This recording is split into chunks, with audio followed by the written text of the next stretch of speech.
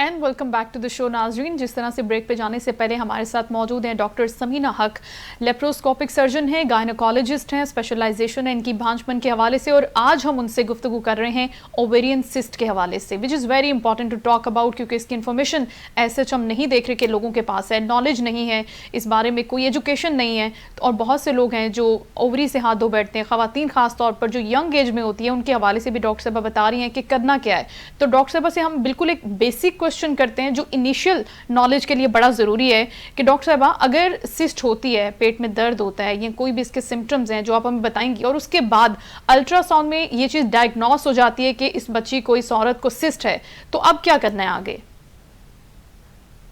बेटी, ये $1 million question आपने पूछा है। पेरेंट्स तो रिश्तेदार आ जाएंगे पहले तो, और आके तो मशवरे देने शुरू हो जाएंगे। प्लीज किसी रिश्तेदार के मशवरे पे मत जाइए। आप पेरेंट्स हैं, अव्वल तो किसी को बताए ना, और सीधे किसी मुस्तनद गायनेकोलॉजिस्ट के पास जाएं। और बड़े बड़े अस्पताल में देखें, अगर वो सिर्फ फटी नहीं है तो 5-6 लोगों को दिखाने में हरज कोई नहीं है। आप जाके मशवरा कीजिए, पहले अपने लोकल डॉक्टर से पहले मशवरा करें, फिर बड़े शहर के डॉक्टर से मशवरा करें। छोटे शहरों में यूजुअली ये ओवरी शोवरी सारी निकाल देते हैं, बड़े शहरों के डॉक्टर्स फिर भी उसको तमीज से, इसको हम कहते हैं ओवेरियन इंसल्ट। ये मेडिकल इंसल्ट भी है और दूसरी इंसल्ट भी है। ये ओवेरियन इंसल्ट बेहिसाब दुनिया में चल रही है। हकीम ऐसी दवाई दे देंगे, सिस्ट भी खत्म हो जाएगी, ओवरीज भी खत्म हो जाएंगी, पीरियड खत्म ही हो जाएंगे, वो जल जाएंगी ओवरीज, क्योंकि वो कैंसर की दवाइयां देते हैं, और कैंसर की दवाइयां रैपिडली प्रोलिफरेटिंग सेल्स के ऊपर इफेक्ट करती हैं। ओवरी में क्योंकि रैपिडली प्रोलिफरेटिंग सेल्स होते हैं, सिस्ट तो खत्म हो जाती है, ओवरी भी खत्म हो जाती है, और वहां पे बच्चे भी नहीं हो सकते। और ये हमारे पास केसेस आते हैं जिनके AMH हाई हुए होते हैं, हम परेशान होते हैं कि क्या हुआ। हिस्ट्री लेने पे पता चलता है कि हकीम ने दवाई दी। प्लीज जहन में रखिए कि मुस्तनद डॉक्टर के पास जाइए, मशवरा लें उनसे, और फिर घर बैठ के सोचें आराम से। अगर कोई इमरजेंसी नहीं है तो बड़े अस्पताल में लेके जाएं। ओवरी की बिनाइन सिस्ट में कभी भी ओवरी निकालने की जरूरत नहीं होती। कैंसर अक्सर 35 साल की उम्र से ऊपर के लोगों को होता है, ये कैंसर नहीं है। ओवेरियन सिस्ट हमेशा फंक्शनल और बिनाइन और नॉन कैंसर होती है, ये कैंसर नहीं है। इसको इतनी जल्दी किसी भी अताई डॉक्टर से मत निकलवाइए, घर में बैठ के सोचिए, क्योंकि इसके बहुत दूर रस नताइज होंगे आपकी बेटी के लिए। और डॉक्टर साहबा, जिस तरह से एक गलत उलाम भी है, ये चीज़ हमारे माशरे में बहुत जल्दी प्रिवेल भी कर जाती है कि अगर कोई सिस्ट बॉडी के किसी भी पार्ट पर है, वो ज़्यादा देर तक वहाँ पर रहती है तो वो कैंसर बन जाती है। अब ये मिथ है या फिर रियलिटी से इसका कोई ताल्लुक है, या फिर ओवरी की हद तक ये चीज़ यहाँ पर एप्लीकेबल नहीं है? ये चीज़ भी आप हमें क्लेरिफाई कीजिएगा ज़रा।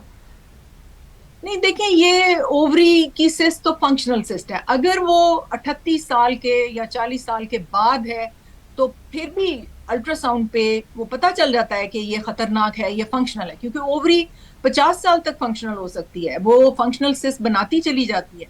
तो अगर अच्छे डॉक्टर से, अच्छे अल्ट्रासाउंड स्पेशलिस्ट से आप करें, वो उसी वक्त बता देगा कि ये उसे क्या लग रहा है, कैंसर है या नहीं है। उसके बाद खून के कुछ टेस्टों में आ जाता है कि ये ओवेरियन कैंसर है या बिनाइन है।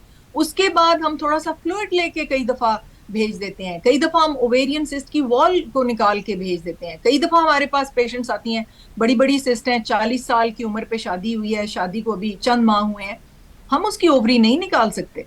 हमने तो उसको पहले टेस्ट करना है, हमने 100 दफा ठोंक बजा के देखना है कि इस खातून को अब बच्चे चाहिए, हम इसकी ओवरी कैसे निकाल सकते हैं। और ये आपकी बात ठीक है कि अगर एक चीज को आप इग्नोर करते रहे, फॉर एग्जांपल थायराइड में नोड्यूल है, आप उसको 10-20 साल तक इग्नोर करते रहे हैं, वो वहां तो कैंसर बनेगा।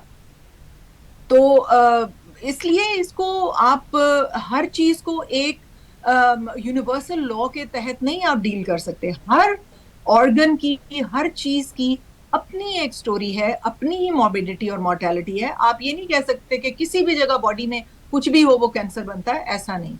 लाइपोमा स्किन के नीचे बिनाइन ट्यूमर है, वो साल साल पड़े रहते हैं, हमें पता है ये लाइपोमा है। ब्रेस्ट में एक फाइब्रोएडिनोमा है, वो हमें पता है कि वो फाइब्रोएडिनोमा है, हम उसको नहीं निकालते, वो पड़ा रहता है एंड तक। बिल्कुल ठीक है, लेकिन डॉक्टर साहब जिस तरह से फरमा रही हैं कि हमें पहले 10 बार 100 बार सोचना है, उसके टेस्ट होते हैं, ब्लड टेस्ट होते हैं, अल्ट्रासाउंड होते हैं, प्रॉपर इस प्रोसेस से गुजरने के बाद जो एक सेट प्रोसेस है, जो प्रोसीजर है, उसको फॉलो किए बगैर खुदारा आप सर्जरी में ना जाएं, क्योंकि ये आपके लिए नुकसानदेह है। और फिर जैसे डॉक्टर साहब फरमा रही हैं कि इसके लॉन्ग टर्म असरात हैं, ये नहीं कि बस आपने ओवरी निकलवा दी, सिस्ट निकलवा दी तो कहानी खत्म। उसके बाद जो आपने मसाइल फेस करने हैं ना with the passage of time, जैसे जैसे आपकी एज बढ़ेगी, तो डॉक्टर साहब एज बढ़ने के साथ साथ ओवरी के ना होने से, सिस्ट निकालने के चक्कर में ओवरी जब रिमूव की, तो वो कौन से साइड इफेक्ट्स होते हैं जो खवातीन को फेस करने पड़ते हैं, थोड़ा सा हम वो भी गाइड कर देते हैं। बेटे सबसे पहले तो ये है कि बुढ़ापा जल्दी आ जाएगा। ओवेरियन हार्मोन ईस्ट्रोजन होता है, वो आबे हयात है औरत के लिए, उसकी हर चीज उसके ऊपर डिपेंडेंट है। अंतड़ी में से कैल्शियम एब्जॉर्ब करना, कैल्शियम को हड्डियों में डालना, दिल को प्रोटेक्ट करना, आपके कोलेस्ट्रॉल को नीचे रखना, हाफजा ठीक रखना, नींद लाना, सेक्सुअल डिजायर रखना, झुर्रियों से बचाना, आप तो डिपेंडेंट ही इस हार्मोन के ऊपर हैं। अच्छा। तो फिर देखे ना, अगर एक ओवरी निकाल दी तो आपका तब मीनोपॉज जल्दी आ जाएगा ना, 40 से नीचे नीचे आ जाएगा। तो आप फिर बगैर ईस्ट्रोजन के आप रहेंगी, या तो फिर इतनी तो सेंस है नहीं हमारे में, हमारी औरतों में, कि वो जाएं और उनको कहें कि जी मेरा मीनोपॉज जल्दी आ गया, मुझे हार्मोन रिप्लेसमेंट थेरेपी HRT दें। ये तो किसी को आज तक, पढ़ी लिखी औरतें नहीं जाती हैं HRT लेने के लिए, जो कि जाना चाहिए, उनकी जिंदगी आसान हो जाए, लेकिन वो एक जोड़ा फालतू खरीद लेंगी, अपनी सेहत पे नहीं लगाएंगी। लेकिन उसकी वजह डॉक्टर साहब ये भी तो है ना कि हमें पता ही नहीं है, क्योंकि हमने जो सुना है बड़े बूढ़ों से भी, पता ही नहीं। जो हमारी एक फैमिली में एक चीज चलती आ रही है, आप इसको रिवायत भी कह सकते हैं, कि मुआशरे में यह है कि अगर मीनोपॉज आ गया तो बस ये तो आना ही है, अल्लाह की मर्जी है, ये तो होना ही है, इसके ऊपर टेंशन लेने की जरूरत ही नहीं है, इसको फॉलो करने की जरूरत ही नहीं है। हम तो यही सुनते हैं ना। देखो बेटे, डायबिटीज भी तो अल्लाह की मर्जी से आती है ना। और वो पैंक्रियाज इंसुलिन नहीं बना रहा तो डायबिटीज आ रही है। उसकी इंसुलिन तो आप लगाते हैं, फिर अल्लाह की मर्जी पे छोड़ दे, इंसुलिन क्यों लगा रहे हैं? बिल्कुल ठीक। वो भी तो आपको रिप्लेसमेंट थेरेपी आप दे रहे हैं ना, कि एक ऑर्गन काम नहीं कर रहा, आप रिप्लेसमेंट थेरेपी दे रहे हैं। यही बात तो मानने को हम तैयार ही नहीं है डॉक्टर साहब। सबसे बड़ा अब हमारा फॉल्ट ही है कि हम इस चीज को प्रॉब्लम, बीमारी, मसला मानने को तैयार ही नहीं है। खुद खवातीन अपने साथ ये जुल्म कर रही हैं, ये कोई और तो नहीं कर रहा। सेकंड रेट सिटीजन है ना, उसकी तो किसी भी चीज को इम्पोर्टेंस नहीं दी जाती इस माशरे में। अच्छा, एक और बात बड़ी इंपॉर्टेंट है कि अगर फर्ज करें किसी डॉक्टर ने सिस्ट निकाल दिया है और वो एंडोमेट्रियोटिक या चॉकलेट सिस्ट है, और उस डॉक्टर ने कहा कि जी बड़ा अच्छा ऑपरेशन हो गया, मैंने तो ओवरी भी बचा ली, मैंने सब कुछ कर लिया, लेकिन उस बेचारे सर्जन को, जो यंग सर्जन है, जो बड़े अच्छे काम कर रहा है, लेकिन देखे ना, इस केस को उसको डिस्कस करके सर्जरी करना चाहिए। वो एंडोमेट्रियोटिक सिस्ट अगर है बड़ी सारी और वो लीक हुई भी है और हर चीज जुड़ गई है, उस एंडोमेट्रियोसिस को 9 महीने माहवारी बंद करके कंट्रोल किया जा सकता है। वो फिर से सर उठाएगी, वो फिर एंडोमेट्रियोटिक चॉकलेट्स बनाएगी और टोटल बांझपन करके रख देगी एक यंग बच्ची। तो ये आफ्टरवर्ड सर्जरी के बाद भी ट्रीटमेंट्स जो हैं वो कंटिन्यू रहते हैं चंद केसेस में। बिल्कुल ठीक। तो हमें बहुत केयरफुली रीड करने की ज़रूरत है, डॉक्टर साहबा ये फरमा रही हैं। Thank you so much doctor साहबा, बहुत ही अच्छी नशिस्त रही आपके साथ, बहुत अच्छी गुफ्तगू, बहुत अच्छी इन्फॉर्मेशन, नॉलेज। हम आपका नंबर यहाँ पर अपने नाज़रीन के साथ ज़रूर शेयर कर देंगे, सो दैट वो आपसे कॉन्टैक्ट भी कर सकें, और कोई भी अगर उनका मसले ख़वातीन का जिस पे वो किसी और से डिस्कस नहीं करना चाहती, ये भी तो मसाइल होते हैं ना डॉक्टर साहब हमारे मुआशरे के, कि हम अपने मसले बताना ही नहीं चाहते। ख़वातीन एक अलग ही किस्म के वो फेज में, एक अलग किस्म के चीज में होती हैं कि वो कहती हैं कि शायद ही इसमें भी कोई मेरा ही फॉल्ट है, मेरा ही कसूर है। अगर मैं मिथ्स हैं, माँ से बेटी, बेटी से आगे, वो मिथ्स हैं जी। खुल के खून पै गया, बड़े दिन खून पया, बहुत अच्छा हो गया, विच इज रॉन्ग। मेडिकल की रूह से 2 चावल के खाने के चम्मच बड़े अगर हर महीने ब्लीडिंग हो रही है तो दैट इज इनफ। कोई बहुत खून, वो आम खून में से आ रहा होता है। इनका ख्याल है कि ये कहीं से खून आता है, और अगर खून नहीं आता तो ये जमा हो के औरत मोटी हो जाती है। ऐसा नहीं है। मोटापे के बाद माहवारी बंद होती है, माहवारी बंद होने से मोटापा नहीं होता। प्लीज ये भी एक पैगाम मेरा पहुंच जाए। ये बड़ी आपने बहुत ही खूबसूरत, बहुत अच्छी बात की है, क्योंकि ये जो चीज है ये भी बहुत आम है। आप डॉक्टर साहब ये बताएगा कि अगर इतना ज्यादा ब्लीडिंग प्रोसेस रहता है ये साइकिल में, पीरियड्स के साइकिल में, तो ये भी खराब कर सकता है चीजों को, ये भी किसी डिसफंक्शन की तरफ। जी जी, हमारे मुल्क में 80% बच्चियां अनीमिक हैं, खून निकलता है, कुछ मच्छर चूस जाते हैं, कुछ पेट के कीड़े, और फिर माहवारी आए चली जा रही है, और माँ कह रही है कि बहुत अच्छा हुआ है, अच्छा खून पड़ गया, बहुत अच्छा है। This is wrong. वो वीक होती चली जाएगी। उसको ढूंढने क्यों खून पड़ रहा है, आइंदा उसके बांझपन में तो नहीं कोई प्रॉब्लम आ रहा, कोई उसकी फर्टिलिटी, कोई ट्यूमर तो नहीं है, कोई और प्रॉब्लम तो नहीं है। तो इसलिए ये देखना बहुत जरूरी है।